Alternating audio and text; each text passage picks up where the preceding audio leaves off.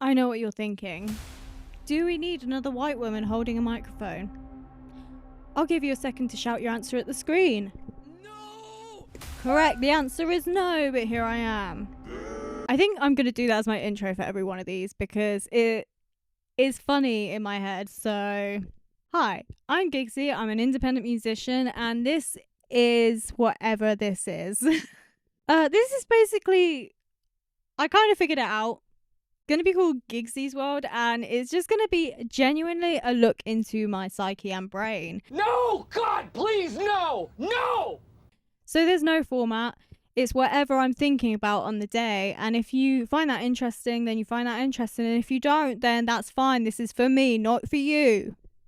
That was really aggressive. I didn't mean it to be that aggressive. I'm sorry. But I wanted to talk about music, stan culture, fandom culture, and kind of how social media has an influence on all these things, because obviously it does. When UMG announced that they were going to be removing their artists' music from TikTok, I knew deep in my soul it was going to come back, because they did it under the guise of, we want a better deal, we want more money for our artists, we're protecting our artists. This is principle. This is about ethics. I mean, I don't know if that was the correct use of the word, but you know what I mean. It really wasn't. It was nothing to do with the artist. Let's be honest here. They just wanted more money. They just wanted more money. Because at the end of the day, no matter how much you hate it, no matter how much we hate it as independent small musicians, TikTok is helping the music industry. It is a free promoting app at this point for musicians. You know, I mean, it's like that's where I find a lot of music nowadays. And I will admit it is mostly from fan edits. But yeah, it's mostly from fan edits that use a song, and obviously it's usually slowed or sped up or, you know, isolated, stuff like this, instrumentals. But at the end of the day, I'm still going to then go to Spotify or first, if I can't find the song title name, which is really irritating, by the way, if I can't find the song title name, you bet I'm going to get my little ass up on Google and type the lyrics. Like what I think I hear. I'm like, okay. Oh, it's this song. Okay, cool. Spotify. Listen to the original. Listen to the original once and go, oh, it doesn't sound like the edit audio. I don't like it. A few days later, go back and be like, let me try it again. No, this is a bop. Save. So it is helping artists. I mean, there's artists I've discovered on there. I mean, Chapel Roan. I found her through TikTok and Twitter. Sorry, Elon X. I thought it was mental that they were taking off their artists' music. I was like, these are big artists. They're the drought. It was like an apocalypse took over TikTok when all the music came down. I was scrolling and listen, okay, I admitted before, I have a fan account, okay? Yes, I have uploaded a few edits. Yes, I've spent hours making them to get like 100 likes, okay? But still, it was frustrating to then go on my page and have audio removed, audio muted, audio muted, and then have to like delete or try and find an audio to replace it, or be clever and use one of those silence, like 3 minutes of silence. And then TikTok started getting their asses too. TikTok started removing the silence audios. And I was like, now what do I do? Now what do I do? This is dead. The community is dead. I am logging off forever. Opens it 2 minutes later. Sees a Loki edit and I'm like, this is why I stayed. This is why I stayed. But yeah, I knew they were always going to have to put the music back on. I am sure behind the scenes the artist kicked up a fuss. Like, I'd be like, babe, that's how I'm getting my streams. But yeah, it was always inevitable that they were going to have to bring it back, for the pure fact that TikTok, as much as we hate it, it does drive trends, it drives what is going to be popular, what the next big thing in music is. I mean, the genuine music that does get like big on there, like Olivia Rodrigo, I can't think of any more off the top of my head, but you know who. I'll like add in a few if I can think of them. The music industry has changed, and I think record labels need to learn how to adapt. That isn't just pushing their artists in front of a camera and going, make a little TikTok for us, dance monkey. Like, you need to in some way utilize it, because I'm not gonna lie, if an artist is just sat there like holding a phone, even though I do it, they're just holding a phone, they put text over it like, this is my next song, I don't care. I know, I do the exact same thing. But still, not the point. If you are the level of Taylor Swift or Lady Gaga, you do not need to just open up your phone and be like, my new song's dropped. Give me something. You have the money. Give me something to do something. Huh? Give me something. Just give me something. I beg. But also, the fan culture and stan culture is wild, and I have always been someone who has been in like a fandom or a stan, like, you know, whatever. But I think as obviously you get older, you do step away a bit. I think it's changed so much. There was always haters and like haters. That was disgusting. Obviously there's always haters. I mean, that's just human nature, I think. But the way it is now is so rabid. I mean, it's like you can't say anything about Taylor Swift without getting a Swiftie down your throat, or like threatening to pull a knife on you, or I don't know, showing up at your house at 3 a.m. and standing at the end of your bed like one of those creepypasta emails. So I'm not going to say anything. No, I enjoyed Midnights, okay? I like Midnights, I like Reputation, I like 1989, leave me alone. But the whole point is that stan culture is awful. I am a little monster, but I will never ever get into online beef like the little monsters and Swifties do. Don't get it. Don't get it. Do you not have jobs?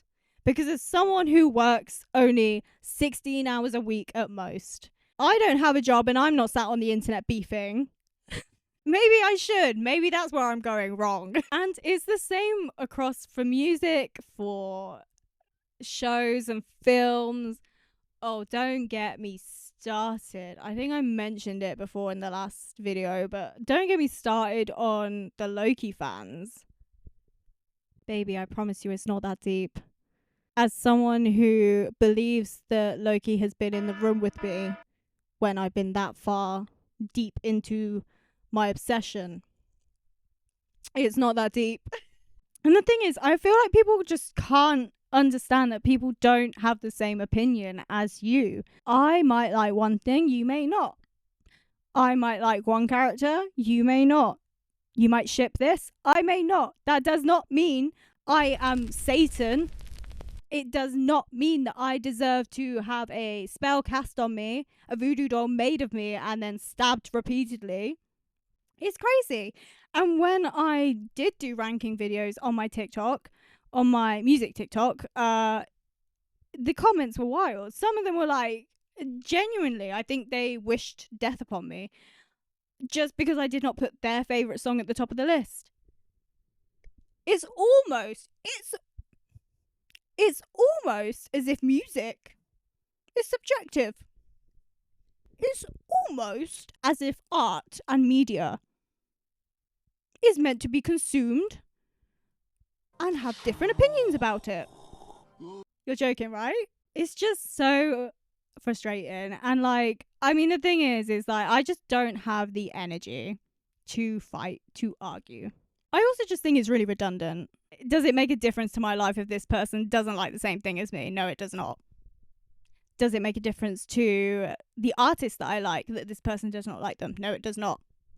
Is my favourite artist still a part of the top 1% in the world?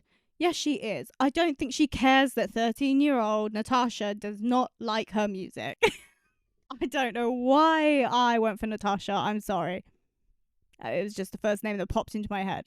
But you see what I mean. I really find it so silly.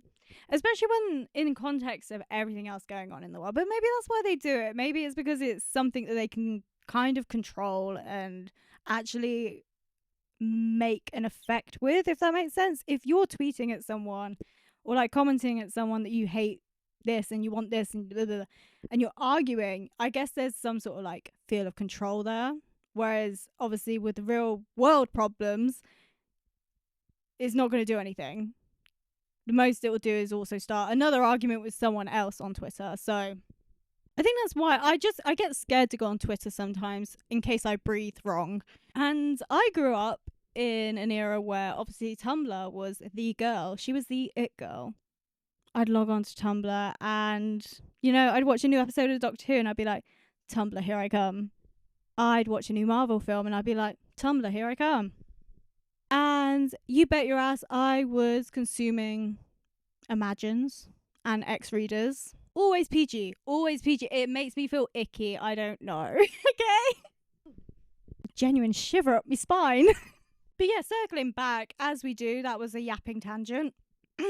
Circling back to UMG and TikTok. And they're bringing the music back. Of course they are. Of course they are. Because they probably realised that they fucked up. They probably realised they were like, oh, yikes. Because you know, there is songs like Espresso by Sabrina Carpenter has kind of gone big at the moment, and Good Luck Babe by Chapel Roan, Red Wine Supernova.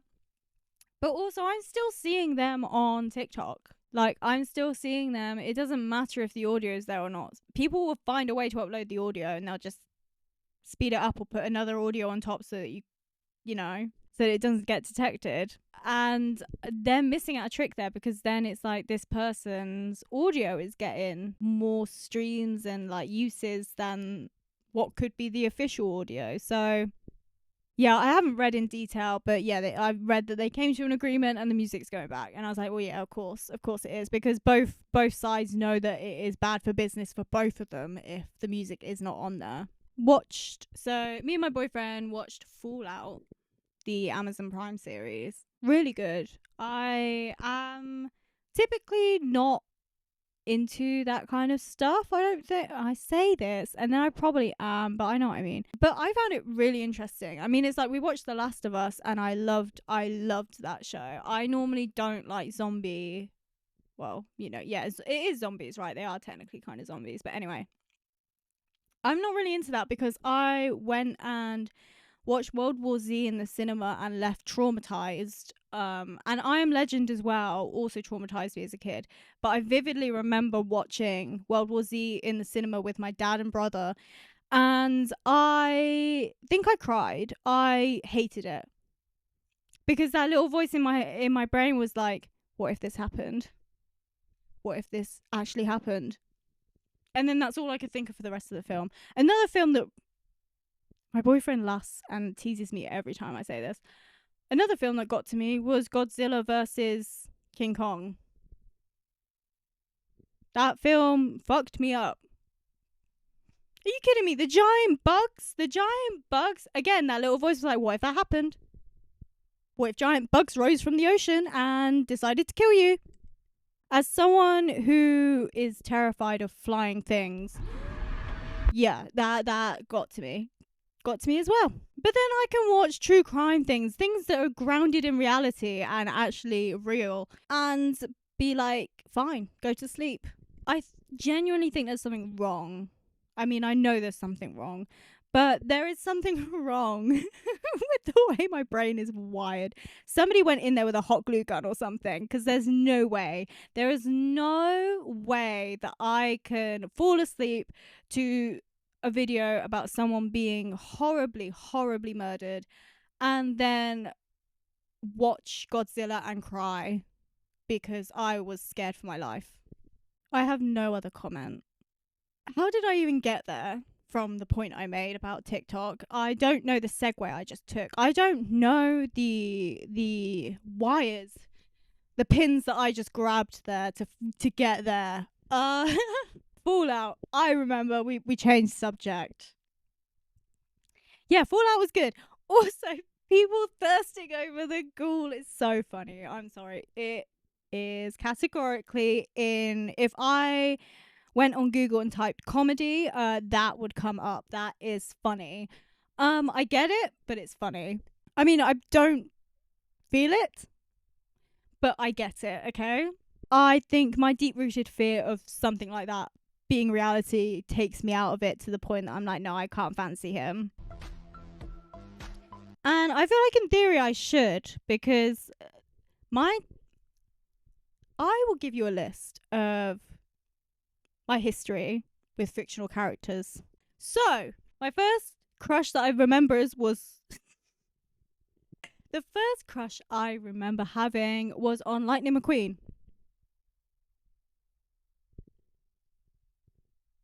Next, genuinely, if anyone watches this, if they want to pay for me to go see a psychiatrist, I will do it. There's gotta be something, right?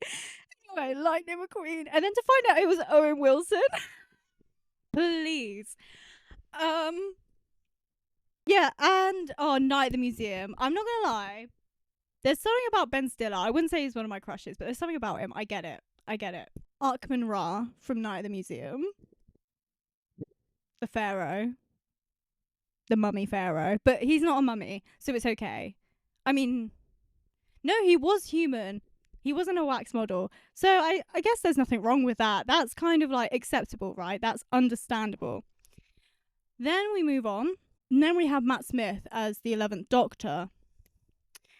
Only as the 11th Doctor. Tried to watch House of Dragon. I, not gonna lie, found it boring. But him in House of Dragon gave me the ick. Did not like it. And again, I think, as I mentioned before, I think it was because to me, he is just the 11th Doctor. So seeing him as another character is traumatizing. But him as the 11th Doctor was it. And I ate that up. Trying to think. And then it must have been around the same time. I think these three, like Matt Smith's 11th Doctor and the next two, were kind of around the same time. Very polarizing choices. And then we have BBC's Sherlock, Benedict Cumberbatch, but only as Sherlock. The problem is it's more the characters that I'm like into. It's never the actor. Would I complain if they came up and chatted me up? No. But at the end of the day, they're not the character, so keep moving. Genuinely, I thought about this the other month. I was like, what is the correlation between all my crushes? Except for the fact that I think the majority of them are British. I don't think there is any other correlation. And then the Loki fascination came in. As I said before, me and this man have been on a journey. It's been a long journey. Those were my top three. And then if we're not talking fictional characters, then it was Jared Way from MCR. See, this is where it gets like, what? Huh? Tyler Joseph from 21 Pilots. Not so much now, but as a teen, I was like, yeah. Yeah. Uh-huh. Hello. Yeah. Uh-huh. Yeah. And then I loved it when my mum would agree. Like with Tyler Joseph and Loki. And I was like, oh, I feel validated. I feel affirmed. And then Pedro Pascal came along with The Mandalorian, and I have a crush on The Mandalorian. And Joel Miller from The Last of Us. Also Sacha Dhawan's master in Doctor Who. Again, this is what I mean. They're so like you've either got like goofball, tough guy, psycho. So I'm actually the ideal woman because I don't judge. Oh, and also Clara Oswald is love of my life, light of my world. But I think my most intense fictional crush has to be Loki and the 11th Doctor. Those two were deep rooted into me. The Loki one is still there. He never went. I go through cycles. Everything I do is cylindrical. I think that was the right word. Where it all goes around in motions, and I will go through phases of obsessing over this fictional character. And then I one day wake up and I'm like, I'm over it. And I remember doing that with Loki for a bit of time. quite a bit of time, because obviously they didn't release anything regarding him. So I guess my brain went, well, if you love something, you let it go. If you love me, let me go. And it genuinely feels like a breakup. And I know this sounds psychotic, and I guess it's the same for musicians as well. It's like when you don't listen to an artist for a bit of time and then you get back into them. And it feels like you're rekindling with like an old flame. And it's so stupid. I can, as a person who does it, I can confirm it is stupid. Stupid. But I think the fascination with like anything, fictional character actors, celebrities, musicians, blah blah blah, it's like anything, because you don't really know them. You can project whatever you want onto them. And there's been a big discussion, I think, recently with I saw there was like a film come out on, I think it's Amazon or something, with Anne Hathaway, and I don't know, the guy that like plays only gay characters but is the straightest man I've ever seen. Like his tux at the Met Gala just proved he has no taste. So it was based on a fan fiction that was about Harry Styles, I think, or the main character is inspired by the life of Harry Styles, which I think is outright weird. I think it's okay because everything's based on something or someone, so I get it. But at the same time, it is weird, this fascination with this man. I don't know. I think there's an issue there. I mean, that's a whole nother thing, the industry and how, he came into the industry as a child, essentially. And yet there was full-grown women throwing themselves at him. Please, calm down. Stop. Get some help. And it's the same with, I think, the 50 Shades of Grey. I've not watched it. I would not sit through something like that. Me and my boyfriend will be watching something, and then one of those scenes will come on, and I have to look at my phone because I'm like, I'm uncomfortable. So a whole film where that's basically just the plot, yeah, not my cup of tea. But that was apparently based on a fan fiction written by the person that was about the two Twilight characters. Excuse me? And it's so frustrating because as someone, okay, who has read fan fiction, not all of them are weird like that. Not all of them are surrounded by the SMUT vibe. I don't why are we picking those to make? There's so many that are like actually good and well written, and yet we're picking the ones that are like the most basic of plots to appeal to a certain demographic, and then the critics are calling it bad because you're picking the wrong things to make films of. And I've not watched any of these. After is another one. After's a big one. This is one that I heard about on Tumblr. I never read it. I think I might have read like a segment of it just because I was curious. And I was like, this is weird. It's like the ones that are like, it was like, oh, my mum sold me to One Direction. Kidnapped by One Direction. What are we doing? It's so funny. And the fact that most of those were written by like 13, 14-year-olds, and then somebody 10 years later went, no, do you know what? That's actually such a good premise for a film.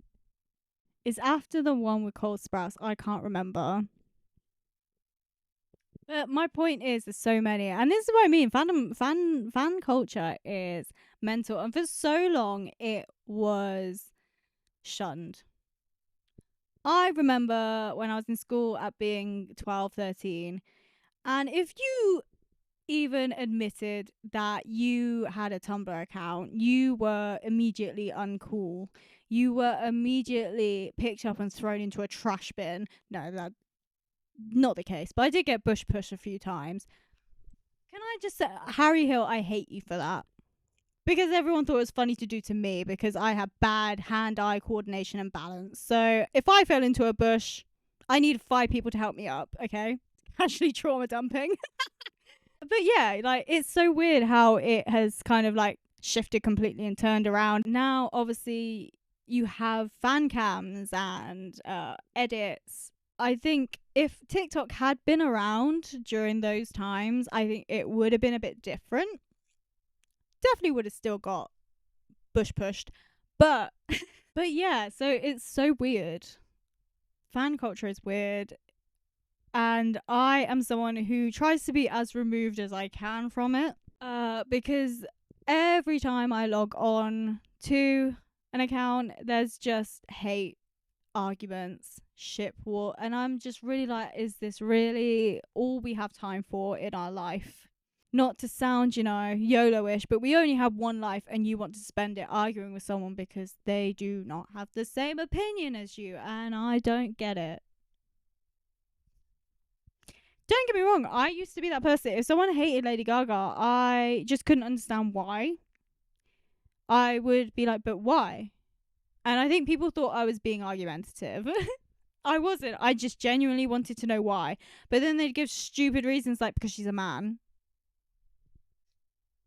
Okay, transphobia, go off, I guess. Like, this went on a giant tangent. I don't think this is at all what I was going to do. I would give another like top 5 songs, but it's been 2 days and the songs are still the same. I also watched back the other video and I say like and a lot. But I think it was because I really didn't know what I was doing and I kept having to pause every 5 seconds to think of what I was about to say next. I think this one might have been a bit better. If it isn't, then I'm giving you permission to turn it into a drinking game. Go back and take a shot every time I say like or And I might throw in a bonus, like you have to do a whole pint for when I say you know what I mean. Because I think I said that like 5 times. I just said like again. I think it's just a part of the British vocabulary. You can't form a sentence without saying it. And if you can, then okay, go off. You've got a working brain. You're educated. I don't know what you want me to say. I always say that I am smart. People might disagree. That is an opinion I'll fight you on. I think I'm smart, but I think I am not common sense smart or socially smart. I still have beef with my secondary school because they forced me to do triple science after I told them I don't know what I'm doing. I was in the I think middle set, and then they put me down to low set, and then they put me back up to middle set, and then they put me in near the top set. I think there was they had in between sets for some reason. I think our school was struggling, and they put me in one of the in between medium and high, and they were like, yeah, you're going to be doing triple science actually. Bless you, I don't know what this means. And there was a question, I still remember this, on my chemistry exam. There was what do these 2 elements have in common? I don't even think they were elements. I can't remember the actual word. But what do these 2 elements have in common? Do you know what my literal ass wrote? They both end in oxide. Because I took it literally. Because I'm stupid. I am smart. Yeah, I suppose that is it for this yapping sesh. The other episode is up and I talk about Chapel Roan, Low-Key Heartbreak High, and independent music as a whole. So I cover quite varying topics in that video. Same as this one, I suppose. At least this one, I think they kind of had some sort of flow. Like we talked about UMG, TikTok, fan culture, stan culture. Okay, then we go a little bit off topic when talking about my fictional crushes. But I think they did have little segues. So, made sense in my head. So, yeah, I think that's it for this video. And I will, I guess, see you on the flip side. And if you made it this far, are you okay? Do you need help? If you made it this far. Thanks for watching. And I will maybe see you again. Bye.